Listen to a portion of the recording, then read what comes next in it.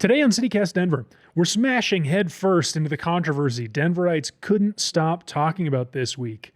Tipping fatigue. What's the right thing to do when the bill arrives? I don't know. Does anyone know? A new report finds that more Americans are experiencing tipping fatigue, simply tipping less at restaurants. Denver 7's Megan Lopez takes a look at the possible causes and the other concern local restaurants have. Like most restaurants, Rioja had to rethink its strategy during COVID, relying on takeout and delivery to stay open. And owner Jennifer Jasinski says customers... They were very thankful, and they were tipping, I think, more than typically at that time. But a new report from the digital restaurant payment platform Toast says tipping is now down. We got to figure this thing out because Denver's minimum wage is going up in January, and this tipping thing is only going to get more fraught. Plus, we've got the first official CityCast Denver pick for your weekend.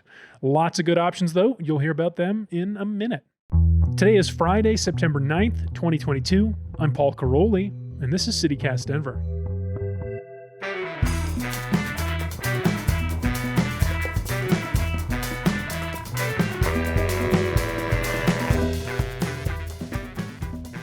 Welcome back to CityCast Denver, the show about the city where you can get a peach so good, it'll make you reconsider 9/11.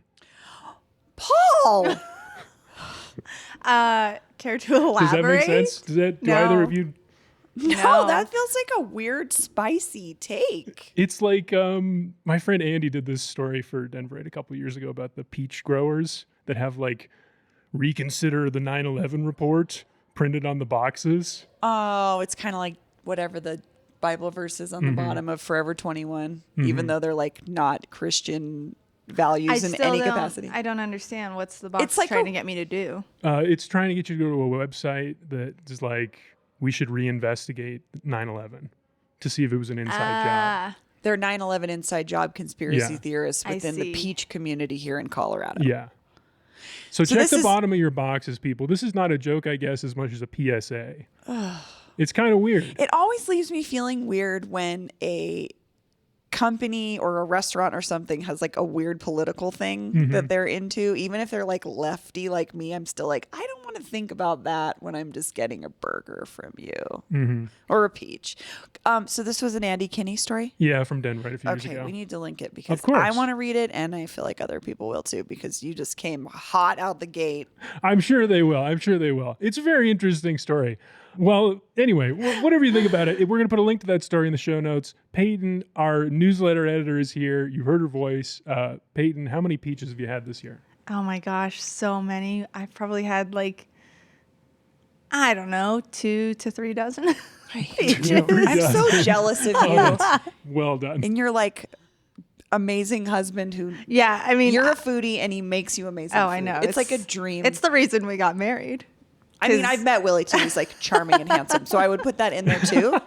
But I would agree that's probably a huge part of it. I like someone who cooks. He likes someone who eats. It was a match made in heaven. Jealous. What was your favorite peach thing that Willie made this season? Definitely his peach crostini. I shared it in the newsletter, yeah, and I it could looked share delicious. that. But it was so good. It was like on these little French baguettes, and he grilled the peaches and then topped it with like a whipped honey feta cheese. Incredible. It was amazing. Nice Incredible. work, Willie. Bree, our host, is also here. Bree, what's your Palisade peach count this year? Peaches None, from Paul. Palisade. None? None. I bought some peaches the other day from Whole Foods, and they were not Palisade, and they were gross. I made a peach crumble last night for my husband, Greg, and I, and he was watching over my shoulder, and I could tell that he was like, wow, that's a lot of butter and sugar. And I was like, this is how dessert is made, honey. But no matter how much brown sugar and butter I put in there, the peaches just weren't that good. It couldn't hide the non-Palisade of the peaches. They're different. They're very good. Oh yeah, They are. They They're really are. delicious. I also currently have a Rocky Ford honeydew melon rotting in my kitchen. So if you don't cut those things up right Shame. away, Yeah, for sure. it's a sad Shame. story. For sure. Well, shall we get to our topic here this week? We got something interesting. I mean, people have been talking about this online all week. I think is where mostly I was seeing it. There's just something happening with tipping. Like something's changing with tipping at restaurants, with like dining out, taking out, all of it. No one's really satisfied with the situation. And there was just a few stories that local TV station had a really interesting one. And then, but I don't know. Let's just start with us. Like, Peyton, you said you were thinking about this the whole drive down from Erie. What's at the top of your mind? It's such a complicated topic, and there's so many different avenues to take it down. I mean, I think I'll first preface it with, I was a waitress all through college, and so I know. I think when you've been in the industry, you think of tipping differently. You kind of have a fuller perspective on everything that goes into Absolutely. a dining experience, and it just makes you way more cognitive of everything happening in the restaurant that contributes to the experience that you're having. So tipping to me has always been really important because that's how I survived college. You would have to be spitting in my face in order to warrant like a 0 tip from me. I mean, Like as a customer, Yeah, you're yeah, yeah, saying yeah.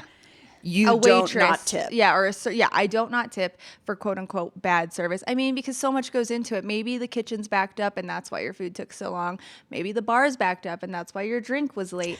Maybe You sound like me at the table where we're like, well, it looks like the server's really busy. So Yeah, like I you're just mean- like you're not engaging in your Yeah. dining experience. You're engaging in the you restaurant's just know. business. I mean, I've been there. I've had a bad night. I've had a night where I've been oversat because a coworker didn't show up, or the kitchen I feel is personally sabotaging my section. You know, there's just so much that or goes the host into is just it. overloading you with the worst Yeah. customers of all time, So as if it's they know like- how these people are going to tip. Right. So I mean, it's just like I try to think of that if I have a subpar dining experience. Like my server shouldn't get paid less, shouldn't go home with less money because of all of these different factors that go into it. You know, like I watched this funny video about tipping, and he was like, you don't go to a store and they tell you, hey, these jeans are $40 and then you can tip the stock boy if you want. Up to you if the stock boy eats tonight. Like, it's just not how that works. So I don't know. It's a really,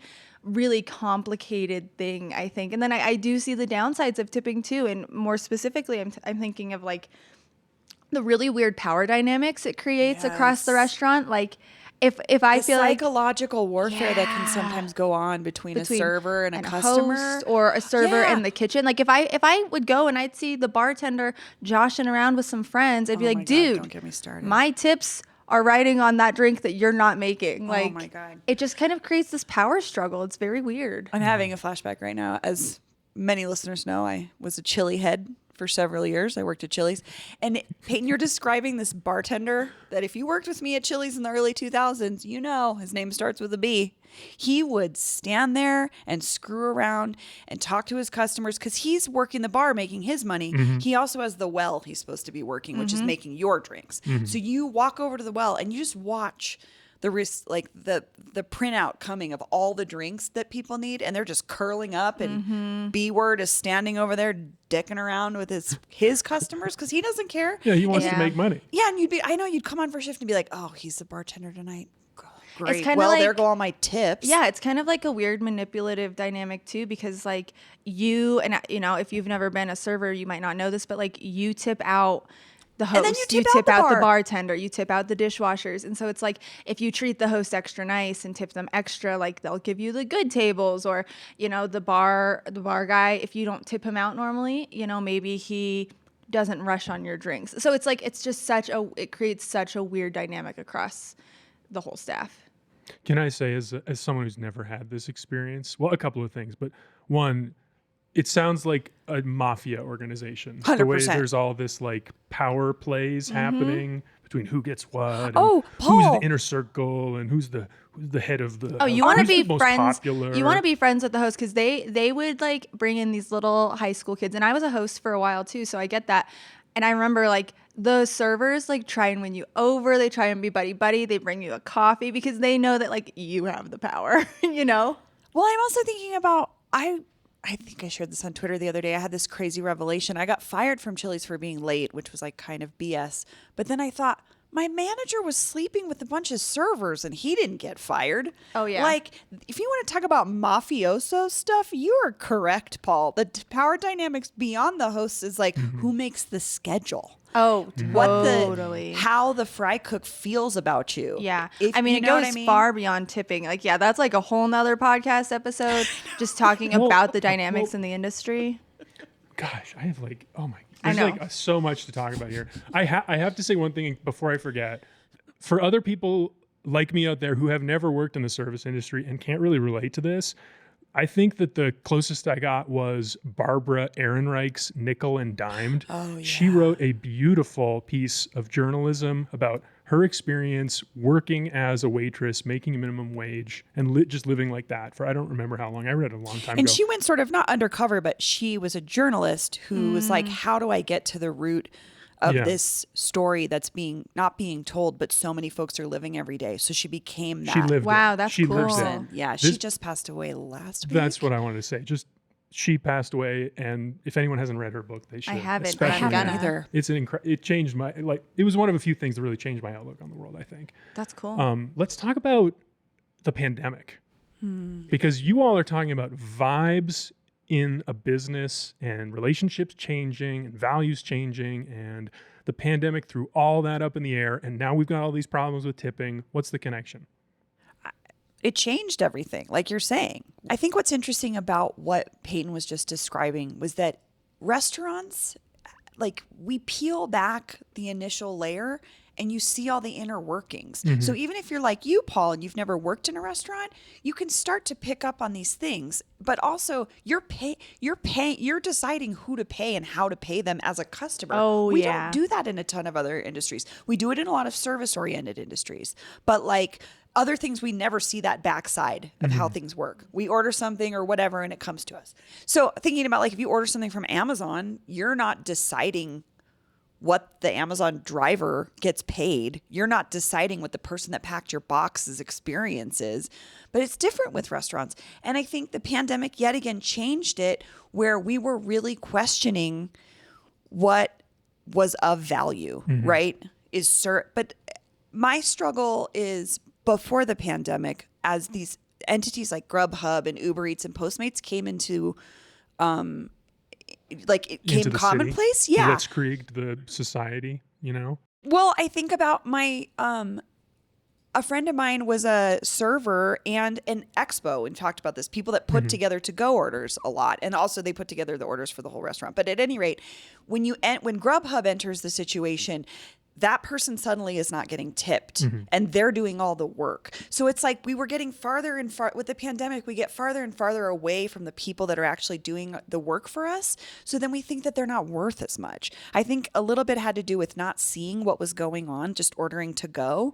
And I feel like that might have led to this like tipping apathy or whatever it was called in these recent articles about it. Tipping fatigue. Tipping fatigue. Yeah. Like people are like not takeout. seeing, which is like, should we have to see people work to tip them? Well, No.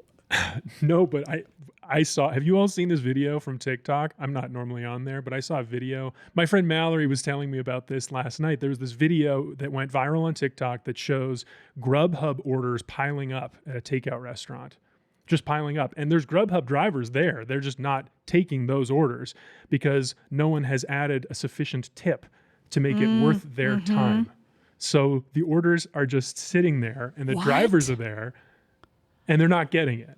The drivers aren't picking up the orders and taking them because They're waiting for orders that have bigger tips to make it worth the time it takes to drive out and back. Isn't that interesting? I've only discovered this now that I live somewhere that's like, so I live way out in Erie, and so like we're really far from anywhere that's going to deliver. And so I've learned now when the few times I've tried to have something delivered, if I'm not tipping like $8 to $10, nobody takes my order. And I just don't get it because no one's going to Willing to drive drive. that distance unless I'm giving a really good tip. Wow. It's very strange. And then you'll just never get it. And eventually they'll be like, sorry, Whoa. you just don't get this order. Yeah, it's so weird. That must be what this is. They're just piling up. Where's the response? I think we have this. The joke we have too is like, we order food every time we get together every week to do this show, and we always joke, "Are we going to get our drinks?" Right. Like, the $3 can of Coke. Am I Yeah. going to get it? So I don't know. I mean, I don't want to fault these drivers, but I also like. It's complicated. These third-party things have come in and cut into restaurants' margins already. So I just see a lot of unhappiness in folks, and I understand it.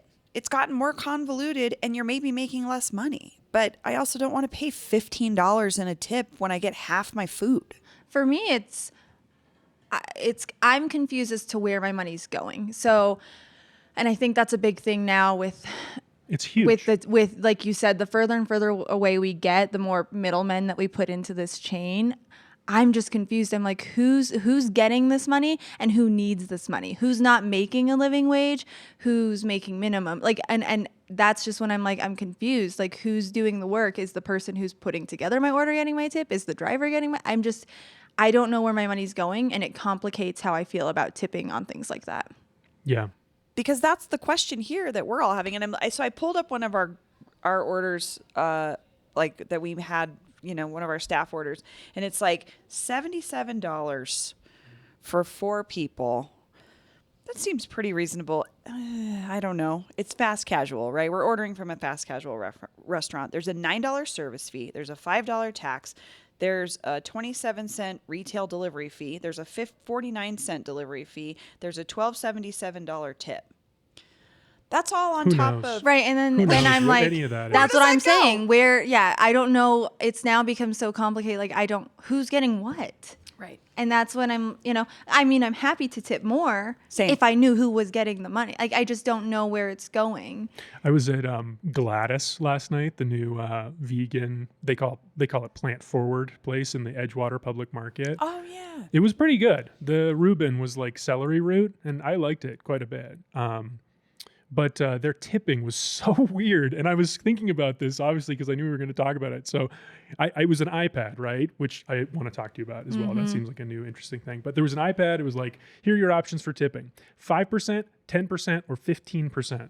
That's it. That's the only option. See, I hate it when that happens because I want to tip more. Did they not give you a custom button? That's what, well, I was like, what do I do, dude? I would like to tip my regular, always 20%. Yeah. And he said, no, look down. And in tiny, small print, taped to the wooden counter in front of the iPad was a paragraph describing why they have imposed a 10% service fee. And I was all jargon, and I completely didn't understand it at all. And he was like, yeah, it gets split around people. It was like, what? But it just what is adds this? confusion. Why are we doing this? Yeah, And also it adds think about confusion. how people act when you're in line. It's like anywhere I'm in line now, people cannot wait for you to get out of their way. Do you have time to stand and read a paragraph about a service fee when, like, just let me tip? Yeah. But also, some people aren't tipping 20%, Paul. Yeah, Like, that's true. I tip That's 20 true. to 40%. If it's happy hour, if I'm getting a deal, I tend to tip more. But I hate when I don't have the option to tip or tip enough. I hate it. Yeah. We've laid out the problems. We've talked about the problems. We're going to take a little break and come back and talk about solutions, because we're going to come to them. Do we have a them? firm list of actionable solutions? I don't know what those are.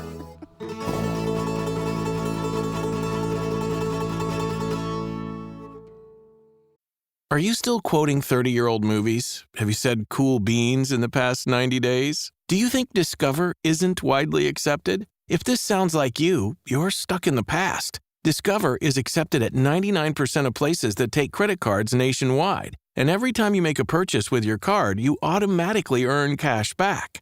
Welcome to the now. It pays to Discover. Learn more at discover.com/credit card. Based on the February 2024 Nielsen Report. Okay, I think we've taken plenty of time. Now we're talking about solutions. we even I talk assume you about two have thought of a good can- list here. Who wants to start with a solution to the tipping problem? I will start with what I think the industry thinks is a solution right now, which is the service fee. Okay.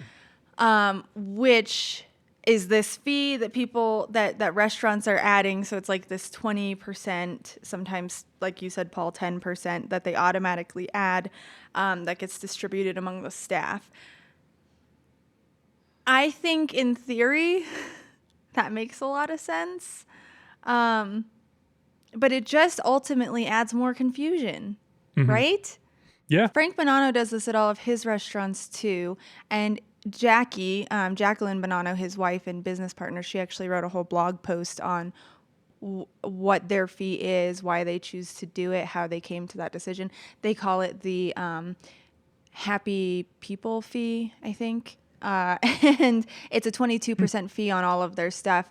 And their whole thing is they want to eliminate pay inequities. They want to eliminate because the tipping system that we have kind of breeds, like we said, these weird power dynamics among the staff, these weird power dynamics between the customer and the server, and it can breed racism and misogyny and just all sorts of inequities. So their idea is to eliminate that and eliminate the pressure and like awkwardness and confusion that comes with tipping. So I think in theory, all of that really makes sense. But I don't know, it's still kind of confusing to me. Like, do you tip on top of that? It needs to be universal. Like, it needs to be like a state or city decided upon thing so that customers know every single place I go into, fast casual or regular restaurant, has a 20% service fee. But see, then why don't we just eliminate that altogether and just like raise food prices so you're just paying a flat fee like you do in other industries? That's a whole other issue, Pay, because people don't know the value of our food. Like, we're not paying the real value of food. If we paid the real value of food, we're going back to the labor practices of folks that are doing agricultural work for us. They're not getting paid livable wages in substandard conditions in most cases. So if we were actually paying what it costs for the labor of the food and the delivery of the food and the environmental impacts of food traveling here, and then the preparation and all of the the skill that goes into cooking that food. And you know what I mean? I think about that unskilled labor conversation where people are like, the way that unskilled labor has always been a way to degrade folks that do really hard work. And that happens a lot in kitchens, prepped, especially when you see how much work goes into that. It's like, if we really paid for all that, food would be really expensive. I know, but then it just kind of feels unfair that all of that falls on the server getting totally So it's just, I don't know, it's really confusing. The blog post, we can share it in the show notes because it was interesting, and she links to some interesting stuff. Two things are this really interesting video on YouTube by this guy who says Adam ruins everything. Have you ever heard of it? Yeah. So he does a video, and it was actually pretty hilarious, and he talks about how way before Prohibition, tipping was not a thing because, the American ideal was, everyone should be able to, make a fair wage. But then Prohibition happened and people were trying to save money. So they're like, anyways. Hi, I'm Adam Conover. Hey, Adam. Don't encourage him. And right now, you probably hate me for even daring to question the custom of tipping. Yeah, what the fudge? But bear with me. The other interesting thing that she linked to was this New York Times article about Danny Meyer. So he's a restaurant giant in New York. Shake Shack. Yeah. And Gramercy Tavern and all this stuff in New York. And he actually eliminated tipping back in 2015. So he's been doing it for a while. But then when the pandemic hit, come 2020, he went back to tipping. Really? Yeah. And I didn't know he did that. And he said the reason he did that is because of where the industry was in such a weird place. He wanted his serving staff to be able to get all of the, possible financial help that they could get. I don't know that he's re-implemented that. He made it clear that he was still working with national organizations to eliminate tipping. But what I found really interesting about the article is they quoted a bunch of servers at his restaurants. And when he first implemented this no tipping policy, they left. He had servers who quit and they were like, yeah, it sounds good in theory, but that's not what I signed up for when I became a bartender or when I became a server. Based on your your Well, highest performance. Your, but you also- the best, the most possibility, or what is that? I don't understand that. Actually. You have these jobs because you have the ability to possibly make more. So I've worked retail and restaurant, and in retail you have no control over what you get paid. Like customer doesn't have anything to do with that. But on some weeks, you're working enough hours that you're making good money and you're not doing, generally not doing as much work as a server. But if you're a server, you have the chance to make more. You got a Friday night shift, you might make a couple $100. It's like putting a cap on a salesperson. You know, nobody wants that. And so like, you know, people were saying like a bartender who has a chance to go up into management might choose not to because this bartender knows that they're going to make more money as a bartender getting the good Friday shifts. And working less than a manager, Yeah, honestly. working way less than way less hard than a manager, you know? So I don't know. It was interesting to hear that all of those servers were like, yeah, we're not into this. So for me, the service fee comes down to I would want to know exactly how much it's affecting servers' income. This is worrisome to me because my solution, the only one that I had to offer, was get rid of this terrible system, charge more, put the real price on the menu. Let's skip this whole garbage. And then still allow folks to tip. Well, because I'm going to tip anyway. I that's the will thing. always tip. I think it's just a fundamentally bad and biased system that preys on people at their most vulnerable. Like I think that you know, as when I hear these stories about a server like wanting to work the Friday shift, getting more money, I just think like, yeah, you're living for the moment, but like, in the end, is it more money really?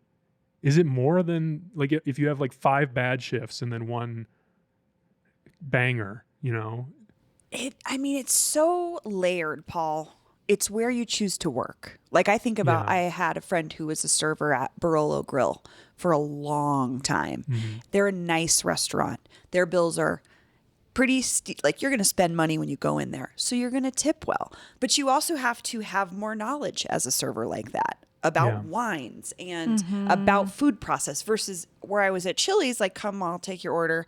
Chili's was about turn and burn. right? Get folks in and out the door as fast as you can, right? You don't want people hanging out. You want them to, unless they're drinking. They can hang out all night because drinking, all the money is in alcohol. Right, big margin. Food, yeah, big margin for booze. But so there's different levels of serving. Yeah. Fine dining, bartending, fast I mean, I try to tip. I want to tip the people at McDonald's and I can't because they work really hard. Any of us do a job at McDonald's for one day and tell me if you could handle it. It's rough. Multitasking. Can you imagine taking an order, talking to somebody else in real life while someone is talking in your ear, making money exchange, getting food from someone else? Like these folks do so much work and they don't get tipped either. I think tipping is great. If you want to tip everybody, tip everybody. I tip do, tip kinda. everybody you want to tip. But my thing is, it's just not fair to the servers because they're making such a lower wage. Like, if you want to tip your server, maybe that's great because you really loved their service. Like, I mean, we talked a little bit about coffee shops. Like, before there was a time when I didn't tip at coffee shops. Really? Unless I Really? Yeah, unless I went yeah. in and I had like a stellar interaction with like the person, I'd be like, yeah, here's, I'll throw a couple bucks in their tip jar. But like, I didn't tip at coffee shops. Like, Wow. It just would never register for me, really. Like if there's a tip jar and there's a few dollars in it, I would think, okay, someone had some change that Yeah, they didn't want to carry in their change pocket. for Or sure. It just didn't even. I get offended when people put change in there. I'm like, you put change in there? Give somebody $1. What is wrong with you? I mean, I just think, but then with servers, when you know they're making a really low wage, there's this like pressure to, you're like, hey, my tip is their living. Like you Yeah, I have to feel tip you. and you have to tip well. Especially It's- because we know coming from being servers, Yeah, I was it- making $2.13 an hour. It's when I'm tipping at a coffee shop, it's because I really had a stellar experience or something. Versus when I'm tipping a server, I know that I'm paying their bills. Can you guys imagine if the job that we did right now was tipped? It Can you is, imagine? listeners. Send us an email. I mean, it is in certain ways. Patreon's created an essential thing like Oh, that. yeah. Coffee, Yeah. the tip, all the tipping things you can do. That would stress me out so bad. Yeah. Like, am I doing my job correctly every day? So there's just like so much that goes into it. Also, servers generally don't have health care. I mean, Yeah. back of house generally doesn't have health care. There's all these other things that these people are living on the bare minimums. Peyton, tell us about the blog post. Yeah, 'cause we have numbers actually. So going back to this whole service fee thing, and my whole question is it making a difference for incomes? You know, they say that it's to address pay inequity between the front of the house and the back of the house. Well, the Bonanos wrote a blog post and they shared some numbers. They said that the kitchen, which is back of house, now that they've implemented their Creating Happy People fee, which is a 22% charge that goes automatically onto all bills, the back of house has earned 22% more than they did before they implemented this service fee. And they said front of house wages are up 10%. Huh. So to me, that doesn't sound. I guess it's 10% above what servers were making. Yeah. So before they implemented this fee, when they were just relying on tips, servers are now making 10% more than that. And back of house in the kitchen is making 22% more. I still don't really know what to do with those numbers.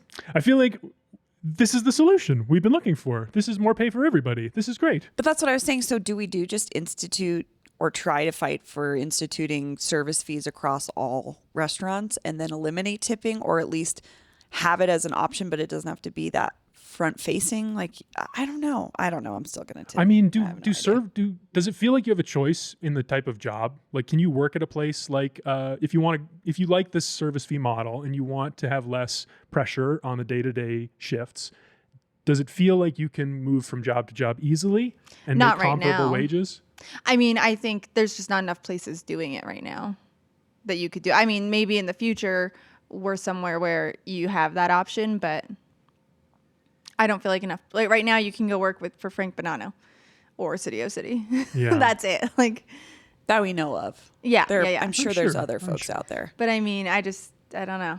I don't think it's reopened yet, Vine Street Pub on 17th. I don't think so. The way that they used to do it, I don't know if it's like this at the other restaurant at Mountain Sun in Boulder, but you didn't have one server. Everybody waited on you and they pooled all their tips, always. They also do cash only. And they do cash only. Which And Will if you thinks, my husband thinks that just means that they're doing something shady, but I don't know. Hey, that's that mafia stuff we were talking about I earlier. would defend it a little bit. I know that Maryland didn't do it. There were no credit cards at the Merc for a long time because the service fees are so expensive. Well, I think we have solved the problem. Oh, yeah. Easy. Super easy. No, honestly, though, Definitively. I would love to hear from some folks that are currently working in service industry positions Me too. who are listening. And I would love to hear their experience, because Peyton and I's experiences are a couple years old. In my case, it's over a decade and a half probably since I waited tables. I don't know what it's like now. I would love to know what people's experiences have been, how the pandemic has changed or not changed that, and what you like. What would you prefer? What does a server prefer? Do they like the service fee? That's my question. I want to. I would love to Yeah, know. I want to know from a server. I get in theory this whole service fee thing, but I want to know from a server how it impacts them. Yeah. That would be because I have no idea. I'm still appalled that both of you didn't just tip coffee shops till recently. It just felt, it's like the whole counter serve thing. Like, because for me, I go, and the reporter who wrote the 5280 piece, her description in the beginning Dahlia is my Singer. experience. When she's like, I go in, I order tea, they pour hot water in a cup, they turn the iPad, I can tip 20%. You panic because you're like, I'm not going to not tip. I'm not a jerk, but all they did was pour me a cup of water. And then you're tipping, it just feels, and then, I don't know. When you're pouring drip coffee or a cup of hot water, I just never felt like I had to. It wasn't like part of society back then. I think you're the anomaly, to be honest. That's probably a horrible thing to say. Hugely Like, I'm cultural, a raging tipper to the point where my husband's like, I think you tip too much. I'm like, I think it's none of your business. Yeah, I think you're the anomaly. I think there's probably more people out there like me and Paul, and it's not because we're horrible people. No, it's not just at we never all. thought about it that way. Yeah. I also have had this experience where as I've made more money in my life, I think about it's redistributing that a little bit. Like, okay, I make more money. Can I tip more? Absolutely. I would love to. I also tipped a lot when I was a server because you hook your friends up, right? Your friends hook you up. You hook them up. You go to their restaurants. You sit at their bars. I know all about that. That happens to me all the time. Shut up, Paul. I had many a friend that worked in Lodo when I was in college, and I spent many nights at the Lime bar, and I tipped, and these are still my best friends to this day. We've just recirculated our own money between our friend group, really. I will say being a server changes everything. I think everyone should try a stint as a server in their life to really learn. This is how I There's feel no about fast industry food. like I it. want everyone to work in fast food for a week. I just think you have to. I think you want to know if you want to know somebody's true colors. Take them out on a date, see how they treat their server. A week on the line at Chipotle. Talk about a dream come true. I would learn so much about how This that is how I restaurant felt works. about Casa Bonita a long time ago. I was like, what if I go undercover as a waitress so I can find out how it works in there? Then I was too lazy and I was like, I don't want to work in a restaurant. I've already done that. It's hard. Ain't nobody you- got time for that. All right. If you are one of these people who is doing a stint as a service industry person, if this is your career, whatever, for all the reasons Bree said, she said it very nicely. Call us in at 720-500-5418 and leave us a message. We might play it on the show. I have to do this one quick segment with you all because I thought of this and I thought it'd be really fun. And I actually really want to know what you two think. There's a lot of cool stuff happening this weekend, like tons. The weekend is a buzz. We were talking about this yesterday. There's so many events. It's filling the newsletter to I'm the so brim. sad that it's supposed to be freezing on Saturday. Well, that's going to play into this. I'm going to read you all a list of events that sound pretty good to me, and I want us to pick the CityCast approved pick for your weekend. I'm biased. I already. I All right, have- let's hear it. But we have we'll to go pick there from last. Paul's We'll list. go there yeah. last. Okay. Denver Food and Wine Fest on Saturday. I don't know anything about this, but it sounds fun. I do know that it's benefiting. I think it's the CRA. I don't remember where you're their right. money's What's going, the but CRA? the Colorado Restaurant Association. But all of that money is going to like really important mental health resources. So Okay. I will say that. Okay, so that's one option. Next, the Diamondbacks are in town to play the Rockies all weekend. There's a game every day. Meh. Friday, Saturday. Okay, never mind. Wrong crowd. Westward Music Showcase with headliners The Flaming Lips at Mission Ballroom Saturday night. Highly recommend this really great band Wet Leg is playing as well, and also it's a great chance to see local acts if you want to get out and experience some local music and you don't have a direct connection to any of these acts. The Westward Music Showcase is the perfect way to do that. So Sounds pretty I good. would highly recommend. I think they do a great job. And finally, the Westwood Chili Fest Yeah, on that's my- Saturday. It's my bias. My husband and my very good friend Thad, listener of the show, are in charge of entertainment for Westwood Chili Fest, and they they spend all year curating really great music from across Denver.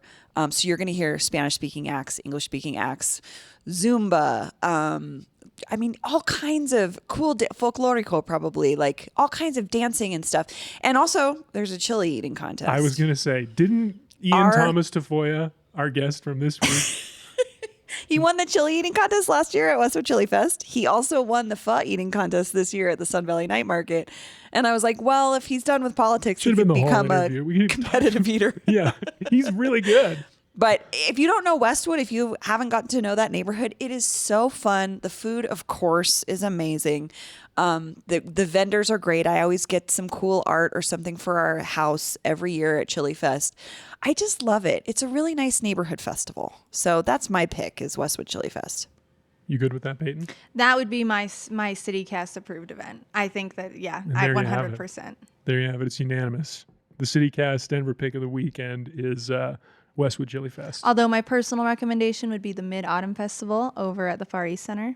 That's happening all weekend. Do both could hit because Mid-Autumn Wow. Fest is Saturday and Sunday, and the Chili Fest is Saturday. Saturday. So go, and I think it's a night market for Mid-Autumn Fest on Saturday and a day market on Sunday. So you could totally make fun. both work. Yeah, you could hit Chili Fest and then head over there at night or go over on Sunday. Yeah, that would be my rec. All right. Well, Peyton, Bree, thanks so much for joining me. This was Also, really fun. I just have to say that it's my birthday today. Oh, of course. Yeah, How did obviously. we not say already? I know. Happy birthday. 42, kind of a big deal. Happy birthday, Bree. Everyone tweet nice things at Bree.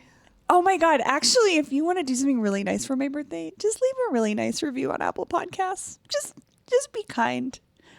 I would love it so much. Or just 5 stars. It would be the best birthday present I could get from you, my listeners. Thanks. All right. Thanks for letting me have that sad plea on my That's birthday. a wrap. Tip your favorite podcast. See y'all. That's all for today here on CityCast Denver. Our producers this week were me, Paul Caroli, and Aaron O'Toole. Peyton Garcia writes our morning newsletter. Bree Davies is our host. Our music is by Los Mocochetes with additional mixing by Tyler Lindgren. If you haven't already, subscribe wherever you get your podcasts. Follow us on Twitter at CityCastDenver and tell a friend about us the next time you see them. You can sign up for that daily newsletter and learn more about us at denver.citycast.fm. Bye, everyone.